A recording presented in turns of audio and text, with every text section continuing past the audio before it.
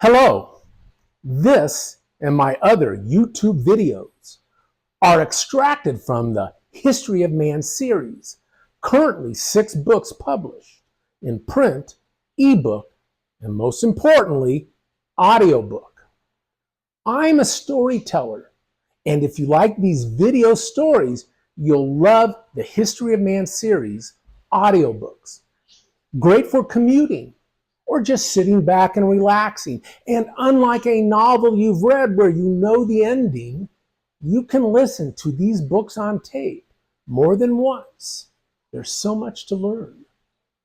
Available on Amazon and audible.com, I narrate the audiobooks. And the best part about that is you can listen to these stories without having to look at my stupid face. And with that said, let's get the show on the road. Hello, John Bershoff with another History of Man series. Today's topic, Serendipity, Part 3, Discovery of Penicillin. When we think of the first antibiotic discovered, we think of penicillin. It is the avatar of antimicrobials, and it was the first antibiotic, antibacterial drug discovered, just not the first antimicrobial. That honor belongs to quinine, killing malaria. Now, fungal spores floating in the air, alighting everywhere. We know that. Mold, which is fungus, is so ubiquitous, it grows everywhere, and as such gave rise to the great quote of Friedrich Nietzsche: out of damp and gloomy days, out of solitude, out of loveless words directed at us, conclusions grow up in us like fungus. One morning they are there, we know not how, and they gaze upon us, morose and gray. Now, Nietzsche knew a thing or two about philosophy, from truth, morality, to the meaning of existence, but apparently he also obviously knew a thing or two about fungus. Alexander Fleming was born in 1881 in Lockfield Farm, Scotland, received his medical training at St. Mary's Hospital, Paddington, London. He became interested in treating infections after witnessing firsthand the infections coming off the battlefield during World War I. At that time, if topical sulfur couldn't reverse a gangrenous leg, amputation was the only recourse. When not treating patients at St. Mary's or lecturing on bacteriology to a bunch of wide-eyed medical students, Fleming busied himself in his laboratory on Parade Street, growing various bacteria in petri dishes. Now, petri dishes was invented by Julius Richard Petri, a story in itself which we'll get to. Besides Louis Pasteur in Paris, the famous Louis Pasteur, the other great bacteriologist of the age was Robert Koch in Germany. Although Pasteur was the first to prove infections are caused by microscopic organisms, bacteria or fungi, with his famous flask experiment, Koch was the discoverer of some of the first bacteria that actually caused infection. But what was this Pasteur famous experiment? Now, I'm going to use this wine decanter because I don't have Pasteur's actual flasks. Pasteur had two glass flasks with a tasty brew for mold to grow on. Now, one of the flasks opened up and one opened down. The one that opened up grew mold. The one that was face down grew nothing. This proved that something in the air floated into the opened up flask. The mold then was identified by Pasteur under the microscope. It was the proof that microscopic organisms grow and cause infection. Now, Pasteur also invented pasteurization, killing bacteria, especially in milk. Raw milk can harbor brucellosis, listeria, TB, diphtheria, infections for which death was often the only cure. Pasteur discovered at high temperatures and pressure for just a few seconds, bam, the microscopic organism, those scoundrels, were dead.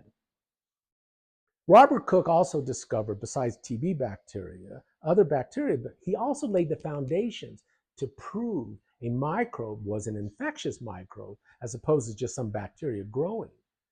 Now, to do this, you have to identify an infection in a person, isolate the microbe, grow it in a media, and then take the bacteria and give it to someone else, and bam, they have to have the same infection. And then you have to take that someone else and isolate the bacteria from them and grow it and prove it's the same bacteria that you started with. Cook's postulates. The problem in microbiology at the time is there was no level playing field. Culture mediums in London were different than culture mediums in Berlin, which were different than Paris, and were certainly different across the pond in America.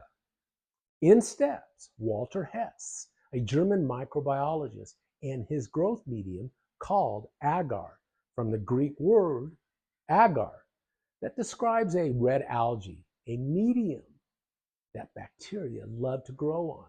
Microbiologists the world over could use red algae agar for their research and compare notes with each other. Although at that time, no one really knew about agar. Cook and Hess kind of kept it to themselves, but eventually got out. But the choice of red algae came either from Hess or quite possibly his wife, American-born Angelina Fanny Hess, also a microbiologist. But another German needs to step into the picture, another microbiologist, and of course that is Julius Petri. Petri correctly reasoned that if a microbiologist the world over wanted to compare notes, they also needed a standard glass dish to grow bacteria, a standard glass dish. Petri developed his Petri dish. He used Hess agar, for which Hess got no credit, presented it to Robert Cook, the godfather, and a level playing field of microbiology was off and running. A gold standard agar, Hess's, in a gold standard dish, the Petri dish. When Robert Hooke published his landmark paper connecting tuberculosis bacteria to consumption, which is TB, that's consumption, with solid evidence of his standardization Petri dish using Hess's agar, a paper that would win him the 1905 Nobel Prize in Medicine, he gave absolutely no credit to Walter or Fanny Hess for developing the agar, and no credit to Petri for inventing the Petri dish. Now, Petri did make money off his patented Petri dish. The Hesses, they likely got only sympathy. Pasteur never received a Nobel Prize. He died in 1895, 6 years before the Nobel was first given, an award not given posthumously. Now, returning to Fleming, there he was in 1928 messing around in his lab on Parade Street, growing bacteria on Petri dishes, for God only knows what reason. Back then, Petri dishes did not have a glass top. They were open to the air. At day's end, one Thursday, or perhaps a few days before, September 27th, or before, the ever dapper Fleming put on his topcoat, tilted his bowler just so, grasped his umbrella, said goodnight to his lab assistants, Stuart Craddock and Frederick Ridley, and walked out into the London night. Come Friday morning, September 28, 1928, several days later, Fleming walks into his lab, and to his initial anger, his Petri growths were all ruined. Something had alighted upon them and ruined his experiment. Mold was growing on his bacteria dishes. He turned to his lab assistants who had opened a lab window a day or two earlier and forgot to close it. That mold floated in. Mold does that. Just ask Friedrich Nietzsche. And the mold floated in, had landed on his culture, ruined his cultures. No doubt poor Stuart and Frederick were cowering in the corner, holding back tears as Fleming laid into them. Then something happened, something that only happens with a prepared mind. Fleming, after he's done yelling at him, took a moment of pause and looked at his ruined bacterial cultures, looked at where the mold had alighted upon them, some type of mold. He looked, and he looked, and he looked, and then he saw it. Not only was the mold growing on his agar, but there was a zone around the mold where no bacteria existed that was once growing. He was expecting to see bacteria right up to and even underneath the mold. But what he saw was a zone of death around the mold. The mold had killed the bacteria, not only under it, but also a zone around it. Fleming had discovered penicillin. In the days ahead, once his lab assistants quit crying like babies, they identified the mold as from the genus Penicillium and the species Chrysogenum. Through careful, painstaking analysis, they isolated a chemical that the mold secreted that killed bacteria. He named the chemical penicillin after the genus, kingdom, phylum, class, order, family, genus, species rhyme. Now, on the microbe level, war is hell. It was by no accident that molds the world over made a chemical, first by accident, then by survival of the fittest, that killed bacteria. And bacteria the world over, at least some, returned the favor in kind. Streptomyces gracius managed to develop a chemical by chance that killed mold, even killed other bacteria. It was called streptomycin. Some bacteria are equal opportunity killers. They kill mold, they kill bacteria. Now, Fleming did not get his Nobel until 1945, despite discovering penicillin 17 years earlier, in 1928. Why? Well, the discovery was cute, it was actually fantastic, but not practical. It's not easy to coax enough penicillin out of a mold to make very many doses. It took World War II and the anticipated infections coming off those battlefields for the British government to throw enough money into research in order to mass produce penicillin. Penicillin's value during World War II gave Fleming his Nobel. Penicillin gave us all the penicillins. Penicillin plus those made in the lab like oxacillin, nafcillin, ampicillin, amoxicillin, ticarcillin, piperacillin, many cillins, the basic beta-lactam ring. Now the race was on. Cephalosporin mold with its cephalosporin structure, which is a cousin of penicillin mold, was discovered in 1945 from mold growing in, of all places, on the Italian island of Sardinia in the Mediterranean in sewage.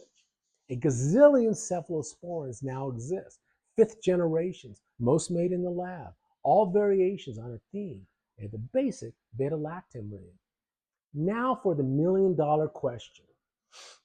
Why did penicillium mold and cephalosporin mold and others create chemicals to kill bacteria?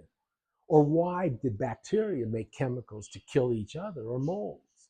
In the race for life, in the race for food sources, microscopic organisms like bacteria, like mold, developed initially by accident, then by survival, novel chemicals, novel ways to kill each other. To quote General William Sherman of the Union Army during the American Civil War, war is hell. On the microbe level, with microscopic organisms killing each other, war is hell. I hope you enjoyed this History of Man series episode. I have 6 books out. This is the first History of Man. It's a style of writing called jumping off, where I have a basic subject, which is medicine and science, and I jump off into philosophy and geology and astronomy and art, music. And then I get back to the base, and then I jump off again. It's an interesting style of writing. It may not be for everybody, but I promise you with the turn of every page, you'll learn something. I certainly did. And the books are available in print, in Kindle, in audiobook, which I narrate. I hope you enjoyed this. I hope you're well. Thank you for listening. Goodbye.